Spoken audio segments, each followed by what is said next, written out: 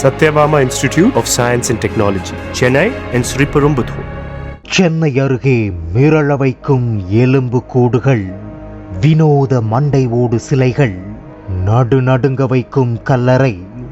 இப்படி ஒரு அமானுஷ்ய ஸ்பாட் இருக்கிறது என்றால் நம்ப முடிகிறதா? எங்குள்ளது இந்த இடம்? எப்படி இப்படி ஒரு இடம் உருவானது என விவரிக்கிறது இந்த செய்தி தொகுப்பு. இந்திய வரலாற்றிலேயே பெரும் முக்கியத்துவத்தை பெற்றுள்ளது இந்த இடம். இந்தியாவில் நிலவிய ஐரோப்பிய காலனி ஆட்சிக்கு சாட்சியாக நிற்பதாகவும் கூறப்படுகிறது.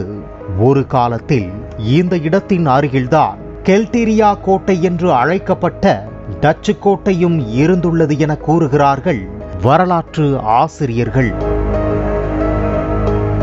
அதாவது டச்சுக்காரர்கள் இந்தியாவில் தங்களது குடியேற்றங்களை எல்லாம் வர்த்தக நிலையங்களாக மட்டுமே கட்டமைத்தனர். ஆனால் இந்த பழவேற்காடு குடியிருப்பை மட்டுமே கோட்டையாக கட்டினார்கள் என குறிப்பிடப்படுகிறது. அதே நேரத்தில் இது ஏற்கனவே இருந்த போர்த்துகீசிய கோட்டையின் அஸ்திவாரங்களின் மீது கட்டப்பட்டது எனவும் கூறப்படுகிறது. அந்த காலகட்டத்தில் இப்பகுதியை ஆண்ட விஜயநகர ஆட்சியாளர்களின் அனுமதியுடன் கட்டப்பட்டதாகவும் நம்பப்படுகிறது. பின்னர் முகலாய பேரரசின் விரிவாக்கம், ஆங்கிலேயர்களுடனான போட்டி காரணமாக வர்த்தகம் வீழ்ச்சியடைந்ததால் டச்சுக்காரர்கள் படிப்படியாக இலங்கையை நோக்கி நகர ஆரம்பித்தனர் எனவும் சொல்லப்படுகிறது. 1606 ஆண்டு முதல் 1825 வரையிலான சுமார் 214 ஆண்டுகள் டச்சுக்காரர்களின் ஆட்சி இந்த இடத்தில் நீடித்ததாகவும் கூறப்படுகிறது. பின்னர்தான் இப்பகுதி ஆங்கிலேயர்களின் கட்டுப்பாட்டிற்குள் வந்தது என சொல்லப்படுகிறது. நாடு சுதந்திரம் அடைந்த பிறகு இந்திய தொல்பொருள் ஆய்வு நிறுவனம் இந்த இடத்தை பராமரிக்க தொடங்கியது.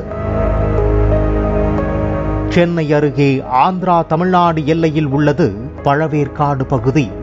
இங்குள்ள டச்சுக்காரர்களின் கல்லறைதான் அந்த வினோத இடம். கல்லறையின் நுழைவாயிலில் ஒரு மண்டை ஓடு மற்றும் பிற டச்சு பாணி அலங்காரங்களும் மிரள வைக்கின்றன. நுழைவாயிலில் உள்ள ஆர்ச்சில் கிறிஸ்தவர்களின் புதிய ஏற்பாட்டில் உள்ள வெளிப்படுத்துதல் புத்தகத்தின் வாசகங்களும் இடம்பெற்றுள்ளன. அதுவும் கைகளில் தலை சாய்ந்து நிற்கும் ஓர் எலும்பு கூடு போல் வடிவமைக்கப்பட்டிருப்பது பார்க்கும் போதே நடுநடுங்க வைக்கிறது.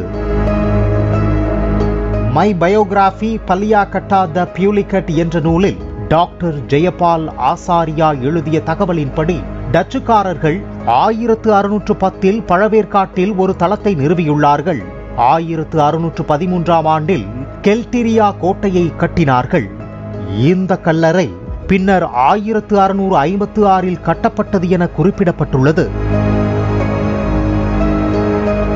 கல்லறையில் புதைக்கப்பட்டவர்களின் விவரங்கள் டச்சு மொழியில் உள்ளன. அதாவது டச்சு வீரர்கள், டச்சு அதிகாரிகள், வணிகர்கள், அவர்களின் குடும்ப உறுப்பினர்கள், பிற விஐபிகள் இங்கு புதைக்கப்பட்டிருக்கிறார்கள். இப்படி மொத்தம் 76 கல்லறைகள் இங்கு உள்ளன. இந்த கல்லறைகள் இந்திய தொல்லியல் ஆய்வுத்துறையினரால் பழுது பார்க்கப்பட்டு மீட்டெடுக்கப்பட்டுள்ளன என கூறப்படுகிறது. இந்த கிராமத்தில் மேலும் 22 பேரின் கல்லறைகளை கொண்ட மற்றொரு இடமும் உள்ளது. ஒரு பண்டைய போர்த்துகீசிய தேவாலயமும் உள்ளது என்பது குறிப்பிடத்தக்கது.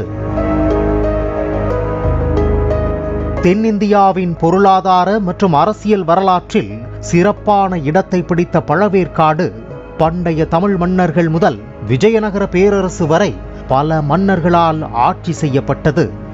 மேலும் இந்த துறைமுகம் வர்த்தக மையமாகவும் செயல்பட்டது. சுமார் 500 ஆண்டுகளுக்கு முன்பு போர்த்துகீசியர்கள் இங்கு வந்தனர்.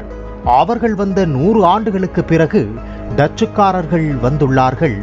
அதற்கு பிறகு உருவாக்கப்பட்ட கல்லறைதான் இந்த வினோத இடம் என வியக்கப்படுகிறது. Satyabama Institute of Science and Technology, Chennai and Sriperumbudur. Play store மற்றும் ஆப் ஸ்டோரில் இருந்து பாலிமர் செயலியை QR கோடு மூலம் பதிவிறக்கம் செய்யுங்கள். செய்திகளை உடனுக்குடன் பெறுங்கள்.